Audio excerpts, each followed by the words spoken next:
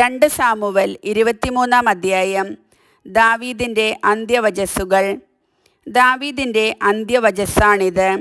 ജസ്സയുടെ പുത്രൻ ദാവീദ്, ദൈവം ഉയർത്തിയവൻ, യാക്കോബിൻ്റെ ദൈവത്തിൻ്റെ അഭിഷിക്തൻ, ഇസ്രായേലിൻ്റെ മധുരഗായകൻ പ്രവചിക്കുന്നു.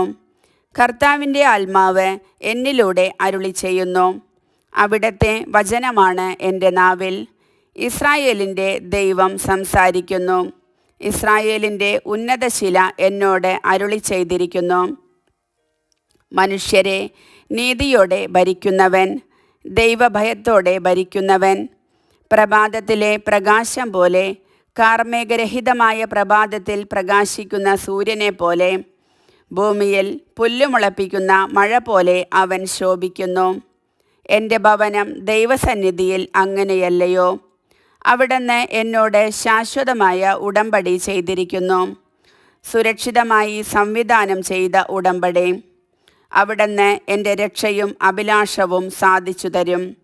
ദൈവചിന്തയില്ലാത്തവർ എറിഞ്ഞുകളയേണ്ട മുള്ളുപോലെയാകുന്നു, അത് കയ്യിൽ എടുക്കുകയില്ലല്ലോ.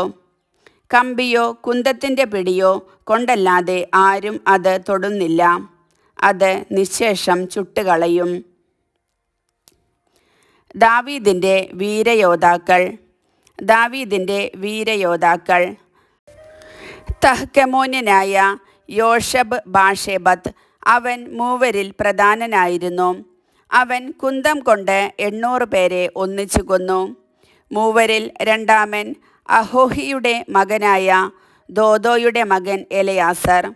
ഫിലിസ്ത്യരോടുള്ള യുദ്ധത്തിൽ ഇസ്രായേല്യർ ഓടിയപ്പോൾ അവൻ ദാവീദിനോട് ചേർന്നു നിന്ന് അവരെ ചെറുത്തു. അവൻ കൈ തളരും വരെ ഫിലിസ്ത്യരെ വെട്ടി. അവൻ്റെ കൈ വാളോട് ഒട്ടിച്ചേർന്നു പോയി. കർത്താവിൻ്റെ അന്നത്തെ വിജയം വലുതായിരുന്നു.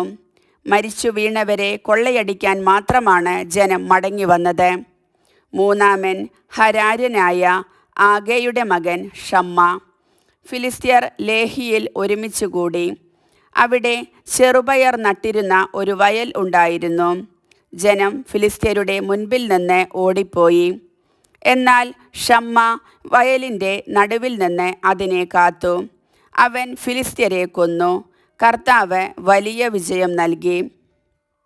30 പ്രമാണികളിൽ 3 പേർ കൊയ്ത്തുകാലത്ത് അദുല്ലാം ഗുഹയിൽ ദാവീദിൻ്റെ അടുക്കൽ ചെന്നു. അപ്പോൾ ഒരു കൂട്ടം ഫിലിസ്ത്യർ റഫായിം താഴ്വരയിൽ പാളയമടിച്ചിരുന്നു. ദാവീദ് ദുർഗത്തിലായിരുന്നു. ഫിലിസ്ത്യരുടെ കാവൽ പട്ടാളം ബെത്ലഹേമിലും. ദാവീദ് ആർത്തിയോടുകൂടി പറഞ്ഞു, ബെത്ലഹേമിലെ പട്ടണവാതിൽക്കലെ കിണറ്റിൽ നിന്ന് എനിക്ക് കുടിക്കാൻ കുറച്ച് വെള്ളം ആരെങ്കിലും കൊണ്ടുവന്നിരുന്നെങ്കിൽ. അപ്പോൾ ഈ 3 വീരന്മാർ ഫിലിസ്ത്യ താവളം ഭേദിച്ച് കടന്ന് ബെത്ലഹേം പട്ടണവാതിൽക്കലെ കിണറ്റിൽ നിന്ന് വെള്ളം കോരി ദാവീദിന് കൊണ്ടുവന്നു കൊടുത്തു. എന്നാൽ അത് കുടിക്കാൻ അവന് മനസ്സു വന്നില്ല. അവൻ അത് കർത്താവിന് നൈവേദ്യമായി ഒഴുക്കി. അവൻ പറഞ്ഞു, കർത്താവേ, ഞാനിത് കുടിക്കുകയില്ല. സ്വജീവൻ പണയപ്പെടുത്തിയ ഇവരുടെ രക്തം കുടിക്കുന്നതിന് തുല്യമായിരിക്കുമല്ലോ അത്. അതുകൊണ്ട് അവനത് കുടിച്ചില്ല. ആ 3 വീരന്മാർ ഇങ്ങനെ ചെയ്തു. സെരൂയയുടെ മകൻ യോവാബിൻ്റെ സഹോദരൻ അബിഷായി 30 പേരുടെ തലവനായിരുന്നു. അവൻ കുന്തം കൊണ്ട് 300 പേരെ കൊന്ന് 30 പേരുടെ ഇടയിൽ പേരു നേടി. അവൻ 30 പേരിൽ ഏറ്റവും പ്രശസ്തനായിരുന്നു. അവൻ അവരുടെ തലവനുമായി തീർന്നു. എങ്കിലും അവൻ 3 പ്രശസ്തി നേടിയില്ല. കബ്സേലിൽ നിന്നുള്ള യഹോയാദയുടെ മകൻ ബെനാനിയ ഒരു ശൂരപരാക്രമിയായിരുന്നു. 2 മൊവാബ് യോദ്ധാക്കളെ കൊന്നതുൾപ്പെടെ പല ധീരകൃത്യങ്ങളും അവൻ ചെയ്തു. ഹിമപാതമുണ്ടായ ഒരു ദിവസം അവൻ ഒരു ഗുഹയിൽ കടന്ന് ഒരു സിംഹത്തെ കൊന്നു. അവൻ ഭീമാകാരനായ ഒരു ഈജിപ്തുകാരനെയും കൊന്നു. ഈജിപ്തുകാരൻ്റെ കയ്യിൽ ഒരു കുന്തമുണ്ടായിരുന്നു. ബെനാനിയ ഒരു വടിയുമായി ചെന്ന് കുന്തം പിടിച്ചു പറിച്ച് അതുകൊണ്ട് തന്നെ അവനെ കൊന്നു. യഹോയാദയുടെ മകൻ ബനാനിയ ഇതു ചെയ്ത് 30 ധീരന്മാരുടെ ഇടയിൽ പേരെടുത്തു. 30 പേരുടെ കൂട്ടത്തിൽ അവൻ അതിപ്രശസ്തനായിരുന്നു. എങ്കിലും 3 എത്തിയില്ല. ദാവീദ് അവനെ തൻ്റെ അംഗരക്ഷകന്മാരുടെ തലവനാക്കി.